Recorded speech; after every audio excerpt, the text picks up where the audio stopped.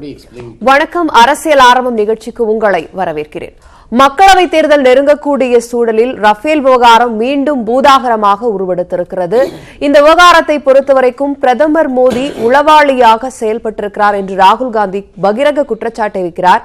போர் விமானங்களில் இடைத்தரகராக ராகுல் காந்தி செயல்பட்டார் என்று பாஜக பதிலடி கொடுத்திருக்கிறது. இந்த ரஃபேல் சர்ச்சை தேர்தல் தாக்கத்தில் எந்த அளவுக்கு தாக்கத்தை ஏற்படுத்த போகிறது என்பதைத்தான் இன்றைய அரசியல் ஆரம்ப நிகழ்ச்சியின் பேசுபொருளாக எடுத்திருக்கிறோம். வாதிக்கலாம். இன்று என்னோடு அரங்கத்திற்கு 2 விருந்தினர்கள் இருக்கிறார்கள். ஆனந்த் ஸ்ரீனிவாசன், காங்கிரஸ், பத்ரி சேஷாத்ரி, பதிப்பாளர். இருவருக்கும் வணக்கம். தொடர்ந்து ரஃபேல் சர்ச்சை ஒரு தொடர்கதையாயிட்டே வருது. ஒரு முற்றுப்புள்ளிங்கிறது இல்ல. ஆனா இந்த பகிரங்க குற்றச்சாட்டுகள், ராகுல் காந்தி வைக்கக்கூடிய பகிரங்க குற்றச்சாட்டுகள்ல ரொம்ப முக்கியமா நம்ம பார்க்க வேண்டியது ஒப்பந்தம் கையெழுத்தாகிறதுக்கு முன்னாடியே கசிந்து விட்டது அப்படிங்கிற ஒரு விஷயத்தை தான். இதை எப்படி எடுத்துக்க? இது ஒரு பெரும் கார்ப்பரேட்ஸ் அவங்களுக்கு தங்களுக்கு ஏதேனும் ஆதாயம் கிடைக்கும் என்றால் அவர்களுடைய ஆட்கள் பல இடங்கள்லையும் இருக்காங்க.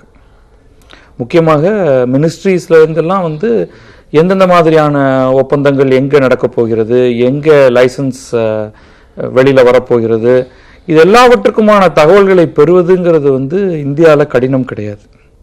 இப்போ இந்த விஷயத்தை எடுத்துக்கிட்டோம்னா,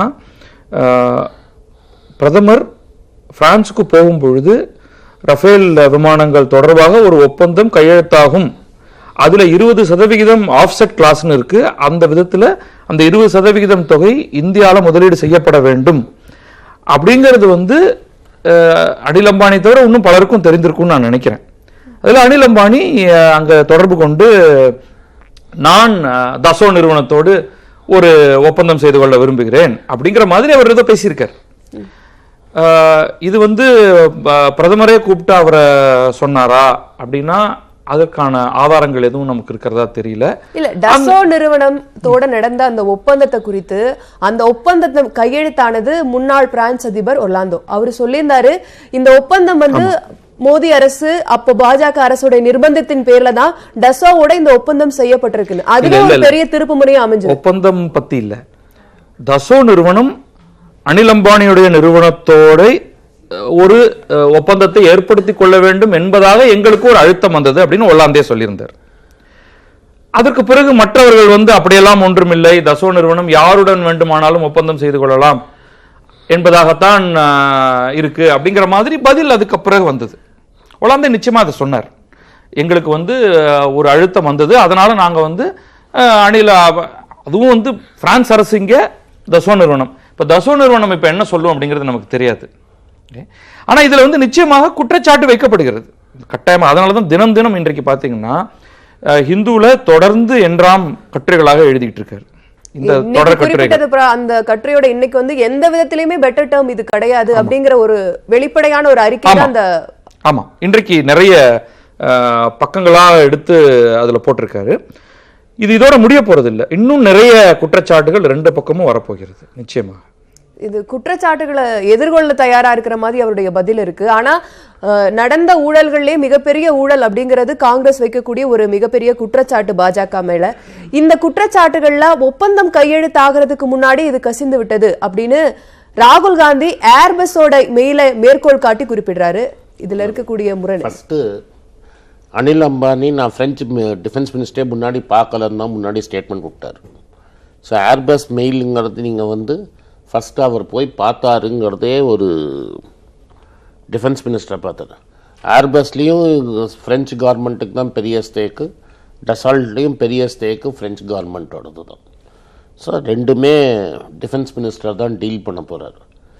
எங்கள் கேள்வி ரொம்ப சிம்பிள், மக்களுக்கு புரிகிற மாதிரி சொல்கிறேன், மற்றதெல்லாம் விடுங்க. ஒருத்தர் பேப்பர் காகிதம் கூட பண்ணது கிடையாது, அவரோட எல்லா கம்பெனியும் திவால். இன்றைக்கி பேங்க்ரப்சி கோர்ட்டில் இருக்குது. நம்மளோட ஆஃப்செட் கிளாஸ் ரூல்ஸ் படி டிஃபென்ஸ் மினிஸ்டர் கையெழுத்து போடணும். அதில் 5 லட்ச ரூபா ஒருத்தர் திவாலானவர் 5 லட்ச ரூபா போட்டு ஒரு கம்பெனி ஆரம்பித்தார்னா 10 நாள் கழித்து அவருக்கு 30,000 கோடி கான்ட்ராக்ட் கொடுத்தது. எப்படி கொடுக்கப்பட்டது? எந்த கான்ட்ராக்ட் இது வரைக்கும் கொடுக்கப்படல. இல்ல ஆஃப்செட் கான்ட்ராக்ட் அவருக்கு இந்த விவகாரத்தை அதுக்கு எந்த உத்தரவாதம் எங்க அவரோட மெயிலே இருக்கு, அவரே ஒத்துக்கிறார். அவர் தன்னுடைய பங்குதாரர்கிட்ட எங்களுக்கு ஆஃப்செட்டில் இருந்து ஒரு சொல்லி முடி. I never disturbed you. சரி, Did I disturb you? இப்போ நாங்கள் அங்கேருந்து மெட்டீரியல் பண்ண ஆரம்பிச்சாச்சுன்னு டசால்ட் ஒரு அறிக்கையை விட்டுருக்குறாங்க. வேறு ஒரு காக்பிட் படத்தை காமிச்சு நாங்கள் அங்கேருந்து பண்ணுறோன்னு காமிச்சிருக்காங்க சார். நாக்பூரில் நாங்கள் பண்ணுறோன்னு. டசால்ட் வந்து நாங்கள் தான் சூஸ் பண்ணோம், நாங்கள் தான் கான்ட்ராக்ட் கொடுத்துருக்கோன்னு டசால்ட்டும் சொல்லுது. நம்ம டிஐபிபி நாம்ஸ் படி டிஃபென்ஸ் மினிஸ்டர் அந்த இதில் கையெழுத்து போடணும். ஒரு திவாலான கம்பெனிக்கு எப்படி ஒரு டிஃபென்ஸ் மினிஸ்டர் கையெழுத்து போடுறார்? சரி சார் சொல்கிற மாதிரி கான்ட்ராக்டை கொடுக்கலன்னு சொல்லட்டுமே, அதோட ஓவர். நாங்கள் அனில் அம்பானிக்கு கான்ட்ராக்ட் கொடுக்கல அப்படின்னு டசால்ட் சொல்லட்டும், நரேந்திர மோடி சொல்லட்டும், நீத்து நிர்மலா சீதாராமன் சொல்லட்டுமே. ஏதோ இருக்கிறதுனால தானே இவ்வளோ தூரம் பேசிகிட்டு இருக்கோம். இப்போ மனோகர் பரிக்கர் இந்த பேப்பர்லாம் லீக் ஆன உடனே மனோகர் பரிக்கர் என்ன சொல்லிட்டாரு, பிஎம்ஓ நேராக பேசிக்கலாம்னு. பிரைம் மினிஸ்டர் இப்போ டிஃபென்ஸ் பேப்பர்ஸ்லாம் கிளியராக வெளில வந்துருச்சு. டிஃபென்ஸ் மினிஸ்ட்ரியும் பிரெஞ்சோட கவர்மெண்ட்டும் நேத்து ராகுல் எடுத்து பேசினாங்க. கொஞ்சம் ஒன்றா நான் சொல்லிட்டு வரேன், அதையும் நான் பேசுகிறேன். டிஃபென்ஸ் மினிஸ்ட்ரியோட அதுக்கு ரிலையன்ஸ் டிஃபென்ஸ் ஒரு விளக்கம் கொடுத்திருக்கு. நாங்க வந்து சிவில் ஹெலிகாப்டருக்காக நாங்க என்ன வேணா சொல்லலாமா? நான் என்ன சொல்றேன், இருக்கு மெயில் அதெல்லாம் இல்லை. மெயிலில் ஏர்பஸ் மீட்டிங் இருக்கு, ஷார்ட் நோட்டீஸில் மீட்டிங் அரேஞ்ச் பண்ணியிருக்குன்னு தான் இருக்கு ஏர்பஸோட. நீங்கள் என்ன சொன்னீங்க, நான் டிஃபென்ஸ் மினிஸ்டரே பார்க்கலன்னு சொன்னீங்க. அந்த மெயிலில் கொஞ்சம் இருங்க. நீங்கள் ஃபர்ஸ்ட் அனில் அம்பானி என்ன சொன்னார், பிரதமருக்கு முன்னாடி நான் போய் டிஃபென்ஸ் மினிஸ்டரே பார்க்கலன்னாரு. இப்போ என்ன சொல்கிறாரு, நான் பார்த்தேன் ஆனால் வேறு காரணத்தினால பார்த்தேன்னு மாற்றி பேசுகிறாரு. அப்போயே ஃபஸ்ட்டு டேயே சொல்லியிருக்கலாம்ல, நான் ஏர்பஸுக்காக பார்த்தேன், ஹெலிகாப்டருக்காக பார்த்தேன்னு. நான் மெயில் பக்கம் ரிலீஸ் பண்ணுற வரைக்கும் நான் பார்க்கலன்னு சொன்னீங்க. நான் மெயில் ரிலீஸ் பண்ண அப்புறம் வேறு மாதிரி பார்த்தேங்கிறீங்க. நீங்கள் பெட்டர் டீலுன்னு சொன்னீங்க. பார்லிமெண்ட்டில் போய் சொல்லியிருக்காங்க டிஃபென்ஸ் மினிஸ்டர். இப்போ பேப்பரே கிளியராக சொல்லுது, there is no better deal. இது நாங்கள் சொல்லலை, இந்தியன் நெகோசியேட்டிங் டீமில் ரெஸ்பான்சிபிளாக இருக்கிற 3 பேர் சொல்லியிருக்காங்க. இன்னொரு violation, all international deals go through escrow account. அதாவது ஃப்ரெஞ்சு கவர்மெண்ட்டுக்கு நம்ம பணத்தை கொடுப்போம், அவங்க கான்ட்ராக்டை கரெக்டாக முடித்தா பணத்தை அப்பப்போ ஃப்ரெஞ்சு கவர்மெண்ட் ரிலீஸ் பண்ணணும். நீங்கள் ஏன் டசால்ட்டுக்கு நேர பேமெண்ட் கொடுத்தீங்க? அது பிரதமர் ஆஃபீஸுன்னு கிளியராக சொல்கிறாங்க. யார் சொல்கிறாங்க? நாங்கள் சொல்லலை, நெகோசியேட்டிங் டீம் சொல்லுது. என்ன கண்டிஷனில் எங்கள் 20,000 டேக்ஸ் பேயர் பண்ணிய எப்படி டசால்ட்டுக்கு நேரம் கொடுத்தீங்க? ஏன் எஸ்க்ரோ அக்கௌண்ட்டில் இன்சிஸ்ட் பண்ணல? ஏன் வந்து சாவரின் கேரண்டியை வெய்வ் ஆஃப் பண்ணியிருக்கீங்க? சரி, பிரதமர் ரொம்ப ஆனஸ்ட் இல்லை, அதை சொல்லி தானே வந்தார். 8 கரப்ஷன் கிளாஸை வெய்வ் பண்ணியிருக்கோம், நாங்கள் ரெக்கார்ட்ஸ் ப்ரூவ் ஆயிருக்கு ஹிந்து பேப்பரில். ஏன் கரப்ஷன் கிளாஸ்லாம் வெய்வ் பண்ணியிருக்கீங்க? அதுக்கப்புறம் டிஃபென்ஸ் டீலிங்கே இருக்கக்கூடாதுன்னு ஒரு கிளாஸ் இருக்குது, அன்டியூ இன்ஃப்ளூயன்ஸ் பண்ணால் கேன்சல் ஆகணும். அந்த கிளாஸை ஏன் வெய்வ் பண்ணார் பிரதமர்? அப்படி கை சுத்தமாக இருந்தார்னா ஏன் இதெல்லாம் வெய்வ் பண்ணார்? சுப்ரீம் கோர்ட்டில் இதெல்லாம் சீல்டு கவரில் சொன்னாரா? இப்போ கே வேணுகோபால் என்ன சொல்கிறாரு, அந்த சீல்டு கவரில் என்ன இருந்தது எனக்கு தெரியாதுங்கிறாரு. அருண் ஜெய்ட்லி என்ன சொல்கிறாரு, நீங்கள் எய்தர் சரியாக படிக்கலைங்கிறாரு. நாங்க கரெக்டா தான் சொன்னோம். இதெல்லாம் சொன்னாலும் இந்த விவாதங்கள்லாம் ஆதாரபூர்வமா கிடைக்காத விசாரணை குழு அமைக்கப்படணும் சொல்றதை தாண்டி ஒரு பிரதமரை கைது செய்யணும், அவர் ஒரு இதுல என்ன தவறு இருக்கு? நீங்க ஃபர்ஸ்ட் இதெல்லாம் ஒண்ணுமே நடக்கலன்னு சொல்லியிருக்கீங்க, ஆதாரமே தேவையில்லைன்னு சொல்லியிருக்கீங்க. சிஏஜி அறிக்கையை புறக்கணிக்கிறாரு. சிஏஜி வந்து என்ன, ராஜீவ் மிஸ்ட்ரி தானே நெகோசியேஷனே பண்ணாரு. நானே ஒரு நெகோசியேட் பண்ணுவேன், நானே பிஎம்ஓ ஆஃபீஸ்லேயும் ஒரு டீலை தப்பாக பண்ணுவேன், அதை நானே இன்வெஸ்டிகேட் பண்ணி நானே ரிப்போர்ட் கொடுப்பேன்னா? இப்போ நான் வந்து நீங்கள் தான் தப்புங்கிறேன், நீங்களே இன்வெஸ்டிகேட் பண்ணி நீங்களே. நேற்று என்ன இருக்குது, சிபிஐ டைரக்டர் நடுராத்திரியில் அப்பாயிண்ட் பண்ணவரை கோர்ட்டே கண்டெம்ட்டுக்கு கொண்டு வந்திருக்காங்க. 1 டே உட்காரு அங்கே கோர்ட்டில் போய் உட்காந்துன்ற ஒரு நாளைக்குன்னு 1 லட்ச ரூபா ஃபைன் போட்டிருக்காங்க. தப்பே பண்ணாமே அந்த சிபிஐ நாகராஜ ராவை சுப்ரீம் கோர்ட் கண்டெம்ட் கொடுத்துருக்கு. இன்னொரு நாள் இருங்க, நாங்கள் என்ன கேட்டிருக்கோம், சரி நாங்கள் சொல்கிறது தவிர நீ ஜேபிசி கொடு, எல்லா ஃபைல் நோட்டிங்கும் வெளில வரும்ல.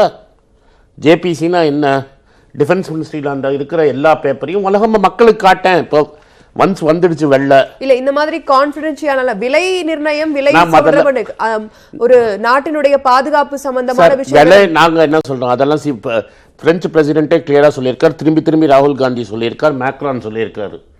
இந்தியா டுடே கான்ஃபரன்ஸில் ரெக்கார்டே ஆயிருக்கு. என்ன கொடுத்தீங்கன்னு வேணால் சீக்ரெட்டாக இருக்கலாம், ஆனால் அது உலக மார்க்கெட்டில் எல்லாருக்கும் தெரியும் என்ன இருக்குதுன்னு. Price is not a secret. டசால்ட்டோட ஆனுவல் பேலன்ஸ் ஷீட்லேயும் ப்ரைஸ் இருக்குது, ரிலையன்ஸோட ஆனுவல் பேலன்ஸ் ஷீட்லேயும் எல்லா டேட்டாவும் இருக்குது. சும்மா நாள் சீக்ரெட்னு யார் காதுலையும் பூ சுத்த வேண்டாம், எல்லாருக்கும் தெரியும் என்ன ப்ரைஸுன்னு. நீங்கள் ஓப்பனாக சொல்ல வேண்டியதானே என்ன ப்ரைஸுன்னு. சரி, நீங்கள் என்ன வாங்கினீங்கன்னு வேணால் சொல்ல வேண்டாம், என்ன விலை கொடுத்தீங்கன்னு சொல்லுங்களேன். ஏன் சொல்ல மாட்டேங்கிறீங்க? மாற்றி மாற்றி நீங்கள் தானே பேசுகிறீங்க. சரி, இவ்வளோ தூரம் மாற்றி பேசுகிறச்ச நாங்கள் என்ன கேட்குறோம்? நீங்கள் ஒரு ஜேபிசியை ஃபஸ்ட்டு டேயே கொடுத்துருந்தீங்கன்னா, ஜேபிசி ஓவரால் ஜேபிசியோட கான்ஸ்டியூஷன் எப்படி? பிஜேபிக்கு தான் 283 சீட்டு இருந்தது பார்லிமெண்ட்டில். அப்போ அவங்க தான் நிறைய பேர் இருந்திருப்பாங்க ஜேபிசியில், நாங்கள் மைனாரிட்டி தான் இருந்திருக்கோம். நெஞ்சில் கிளியராக இருந்தால் பேப்பரை காட்டுறதுக்கு தானே பயம்.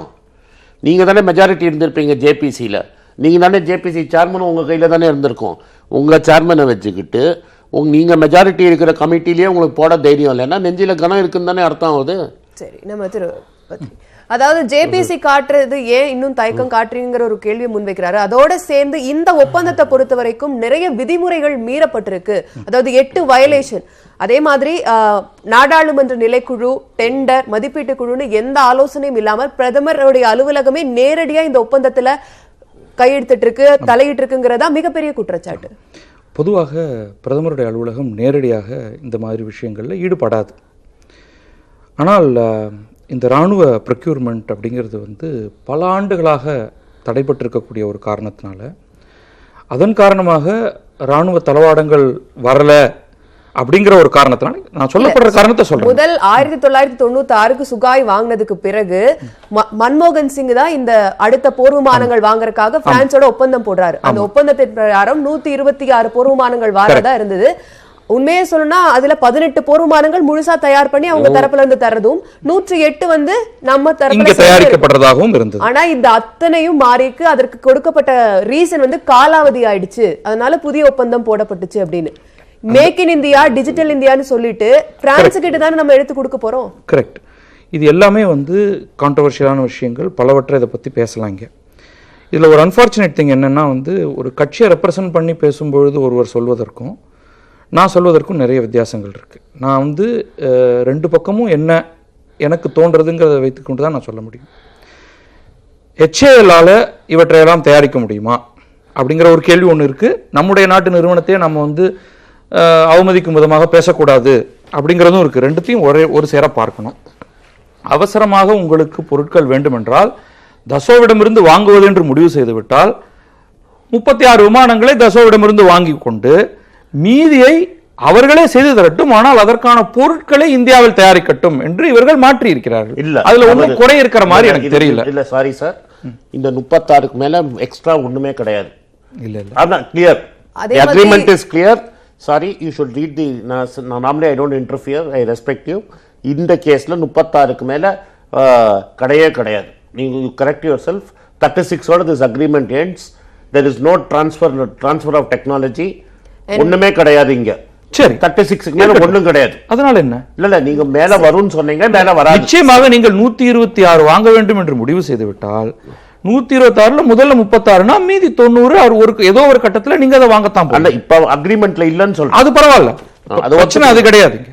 ஓகே, இதுக்கு வந்து பல பார்வைகள் இருக்கு. இப்ப நீங்க டிஃபென்ஸ் மினிஸ்ட்ரி எடுத்துட்டீங்கன்னா அதுல இருக்கக்கூடிய பல்வேறு அதிகாரிகளுக்கு பல்வேறு பார்வைகள் இருக்கும். ஆனால் செயல் என்பது நடந்தாகணும் இல்லையா? இவ்வளவு நாள் ஆகி இப்பொழுதும் கூட நமக்கு ஒன்றும் விமானங்கள் வரல. கவனிச்சிங்கன்னா இந்த கான்ட்ராக்ட்ஸ் இன்னைக்கு போட்டிருக்கிற அந்த ஐஎன்டியோட அந்த மூணு அந்த அதிகாரிகள் சொல்ற அந்த விஷயங்கள்ல கூட 2 விஷயங்கள், காலாவதி, அதாவது குறிப்பிட்ட அந்த காலத்திற்குள்ள அந்த விமானத்தை கிடைக்கப்பெறும், அதே போல விலை வந்து குறைக்கப்படும். அந்த 2 காரணங்களுமே நடந்த மாதிரி இல்ல. அதுதான் கொடுக்கப்பட்ட உறுதிகள், அந்த வாக்குறுதிகள் கூட இந்த விவகாரத்தில் நடந்த மாதிரி. நிச்சயமா நீங்க வந்து விலை குறைக்க முடியுமா, விலை குறையணும், விலை குறைக்கிற மாதிரி இப்ப என்ன ஆட்சி மாற்றம் நடக்கும் பொழுது நடக்கக்கூடிய பல்வேறு குழப்பங்கள்ல இது ஒண்ணு. உங்களுக்கு வந்து அதிகாரிகள் இருக்காங்க, இன்னொன்று ஆட்சியாளர்கள் வந்திருக்காங்க. நீங்க வந்து அவர்கள் பணத்தை திருடுவதற்காகவே இந்த மாற்றங்களை செய்திருக்கிறார்கள்ங்கிறது வந்து காங்கிரஸுடைய வாதம். அந்த வாதத்தை நான் ஏற்றுக்கொள்ள தயாராக இல்லை இன்றைக்கு. ஏன்னா அதற்கு தேவையான அளவுக்கு எந்த எவிடன்ஸும் என்கிட்ட இல்லை. ஆனால் 2-3 அதிகாரிகள் அல்லது 30 அதிகாரிகள் ஒரு கருத்தை சொல்லும் பொழுதும் அந்த கருத்தை கொள்கை ரீதியாக மாற்றுவதற்கு, அதன் மூலமாக நாட்டுக்கு ஏதாவது நன்மை வருகிறது என்றால் அதை மாற்றுவதற்கு அமைச்சர்களுக்கு நிச்சயமாக அதிகாரம் உண்டு. ஆனா இங்க வெளிப்படைத்தன்மை இருக்கிறதாங்கிறது தான் ஒரே கேள்வி. நானாக இருந்தால் ஜேபிசியா நன்றாக போட்டுக்கொள்ளுங்கள் அப்படின்னு சொல்லியிருப்பேன். அது ஜேபிசியை போடும் பொழுது நிறைய விஷயங்கள் அப்போ இன்னும் லீக் ஆகும். ஏன்னா எல்லா டாக்குமெண்ட்டையும் வந்து எதிர்க்கட்சியை சேர்ந்தவர்களுக்கும் கொடுக்கணும். அதுல வந்து 1008 குற்றங்கள் ஒருவர் கண்டுபிடிக்கலாம், கண்டுபிடித்து விட்டு போகட்டும். இங்க பிரதமர் அங்க போகும்பொழுது நம்முடைய பிரதமருக்கு ஒன்று என்னன்னா, அவர் போகும் இடமெல்லாம் வந்து சில அனௌன்ஸ்மெண்ட்ஸ் இருக்கணும் அப்படிங்கிறத எதிர்பார்க்கக்கூடியவர். அது வந்து தனிநபர் ஒரு குணம் சார்ந்தது. அப்ப இவர் வந்து பிரான்ஸ் போகும்பொழுது இதற்கான அனௌன்ஸ்மெண்ட்டை சொல்லிடணுங்கிறதுனால வந்து அவங்க வேகப்படுத்துறாங்க. டிஃபென்ஸ் ப்ரொக்யூர்மெண்ட்ல இந்த மாதிரி வேகப்படுத்துறது நல்லதா, அது தனி கேள்வி. ஆனால் தனியாக உங்களுக்கு வந்து டிஃபென்ஸ் மினிஸ்ட்ரி மட்டும்தான் இதில் ஈடுபட்டிருக்கும் என்றால் இன்னும் டிலே ஆகியிருக்கும். ஆனால் இவர் நான் பிரான்ஸ் போகும்பொழுது இதை அனௌன்ஸ் பண்ணிடுவோம் அப்படிங்கும்பொழுது பிஎம்ஓ அதில் இன்வால்வ் ஆகுது. அந்த டிஸ்கஷன்ஸில் ஸ்பீடப் பண்ணுறதுல ஏதாவது வந்து தடையாக இருக்கு. இப்போ டீல் பிரேக்கர்னு சொல்லுவோம் நெகோசியேஷனில், அந்த டீல் பிரேக்கரை தள்ளிட்டு போயிட்டே இருப்போம். இப்போ இங்கே வந்து இந்த கேரண்டி சொல்கிறாங்க இல்லையா, சோவரின் கேரண்டி, பேங்க் கேரண்டி, அதை தாண்டி அது ரெண்டும் இல்லை இந்த டீல்ல. இப்ப வரக்கூடிய பேப்பர்ல தெளிவாக அதுதான் சொல்லப்படுது. பழைய விதிமுறைகள் எல்லாமே தளர்த்தி இருக்கீங்கங்கிற ஒரு கேள்வியும் இருக்கு. நிச்சயமா பேசலாம். கொஞ்சம் இருங்க. சாவரன் கேரண்டிங்கிறது எல்லா டீல்லையும் உண்டு. அதை வந்து நான் பிரதமர் போய் இன்னைக்கே அனௌன்ஸ் பண்ணுங்க தான் நீங்க சாவரன் கேரண்டி வேண்டான்னு சொல்ல முடியாது. ஒரு எஸ்க்ரோ அக்கௌண்ட் மூலமா தான் பணம் ரிலீஸ் ஆனுங்கிறது ஒரு நார்மல் பிராக்டிஸ். சும்மா நான் அனௌன்ஸ்மெண்ட் பண்ணுறதுக்காக அந்த 20,000 கோடியை நீங்கள் வந்து நேரம் கொடுக்க முடியாது அந்த கம்பெனிக்கு. இன்றைக்கி வந்த பேப்பரில் என்ன சொல்லியிருக்காங்க, இவங்க 36 பிளேன் ஒன்றும் சீக்கிரமாக வந்து வரப்போகிறது இல்லை. நாங்கள் யூபிஐ நெகோஷியேட் பண்ணபடி அக்ரிமெண்ட்டை சைன் பண்ணியிருந்தால் அந்த 18 பிளேன் இன்னும் சீக்கிரமாக வரும். நாங்கள் சொல்லலை, 3 நெகோஷியேட்டிங் டீம் சொல்லுது. ஸோ பிளெயினும் சீக்கிரமாக வரப்போகுது இல்லை, காஸ்ட்டும் கம்மி இல்லை. அப்போ ஏன் டெக்னாலஜி ட்ரான்ஸ்ஃபரை நீங்கள் வேண்டாம், அம்பானி மாதிரி ஒரு ஃப்ராடு கம்பெனி வேண்டாம், டாட்டா மாதிரி ஒரு நல்ல கம்பெனியை பிடிச்சிருவாங்க, அவனுக்கு அந்த டெக்னாலஜியை ட்ரான்ஸ்ஃபர் பண்ணியிருக்கலாமே. டெக்னாலஜி ட்ரான்ஸ்ஃபர் வேணான்னு ஏன்னு சொன்னீங்க? அந்த நான் என்ன கேட்குறேன்னா, அந்த டெக்னாலஜி ட்ரான்ஸ்ஃபர் அக்ரிமெண்ட் இருந்தது. Technology transfer to an Indian partner அக்ரிமெண்ட்டில் கிளியராக இருந்தது. விலையும் நீங்கள் கம்மி பண்ணலை, டெலிவரி பீரியடும் நீங்கள் பண்ணலை அப்படின்னு கிளியராக நம்ம பேப்பர்ஸ் அப்ரூவிங். டெக்னாலஜி ட்ரான்ஸ்ஃபர் ஏன் கேன்சல் பண்ணீங்க? சாவரன் கேரண்டி ஏன் கேன்சல் பண்ணீங்க? 20,000 கோடியை ஏன் நீங்கள் எஸ்க்ரோ அக்கௌண்ட் இல்லாமல் நேராக ட்ரான்ஸ்ஃபர் பண்ணீங்க? இது மாதிரி 70 எப்போது பிரதமர் சொல்லுவார், 65 வருஷம் இந்தியாவில் ஒன்றுமே நடக்கலை, புல்லே முளைக்கல, நான் வந்தப்புறம் தான் எல்லாம் பண்ணேன்னாரு. இந்த 20,000 கோடி ஒரு வெளிநாட்டு கம்பெனிக்கு கவர்மெண்ட் டைரெக்டாக ட்ரான்ஸ்ஃபர் பண்ணுறது எஸ்க்ரோ அக்கௌண்ட் இல்லாமல் இதுதான் முதல் தரம். அப்போ இது மாதிரி ஒரு தவறை பண்ணின பிரதமரை ஏன் அரெஸ்ட் பண்ணக்கூடாது?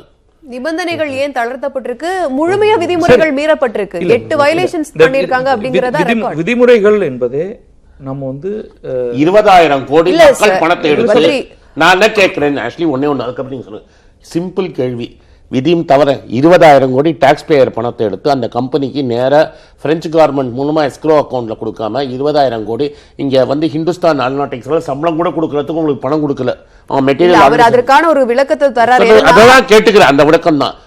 வேற விதிமுறையெல்லாம் வேணாம். 20,000 கோடி டைரக்டா அந்த கம்பெனிக்கு ஏன் டிரான்ஸ்ஃபர் பண்ணீங்க? டெக்னாலஜி அக்ரிமெண்ட் ஏன் கேன்சல் பண்ணீங்க? டிரான்ஸ்ஃபர் ஆஃப் டெக்னாலஜி ஏன் கேன்சல் பண்ணீங்க? ஏன் 36 பிளைன் ஏன் சீக்கிரமா வரல? ஏன் சீக்கிரமா நியாயமான கேள்வி. தான் மோடி தலையிட்டாருங்கிறது அதான் வரல நீ சொல்றாங்களே. முதல்ல இது எல்லாமே நியாயமான கேள்விகள். ஏன் வந்து டெக்னாலஜி டிரான்ஸ்ஃபர் போகல? உண்மையிலேயே நான் வந்து தசாவோ நிறுவனமா இருந்தேன்னா நான் டெக்னாலஜி டிரான்ஸ்ஃபருக்கு ஒத்துக்கிட்டு இருக்க மாட்டேன். அவர்கள் இதற்கு முன்னால ஒத்துக்கிட்டு இருக்கிறது என்ன காரணத்தினால, ஒத்துக்கிட்டபடி அவங்க நடந்திருப்பாங்களாங்கிறதெல்லாம் நமக்கு தெரியாது. இல்ல, தசோ நிறுவனம் இதுல ஒத்துக்க வேண்டிய அவசியம், அவனுக்கு லாபம் கிடைக்கிற பட்சத்துல அவன் எல்லா விஷயங்களையும் ஒத்துக்க. எல்லா பொருளையும் எந்த அளவுக்கு பாதிப்பு ஏற்படுத்துங்கிறது நான் சொல்றேன். இந்த வாரண்டி பீரியட் தள்ளி போச்சுன்னா இன்னும் முன்பணம் செலுத்துவதற்கான பொதுவாக எந்தெந்த போர் கருவிகளுக்கு உங்க நாட்டுக்கு டெக்னாலஜி டிரான்ஸ்ஃபர் நடந்திருக்கு? எதுக்குமே கிடையாது.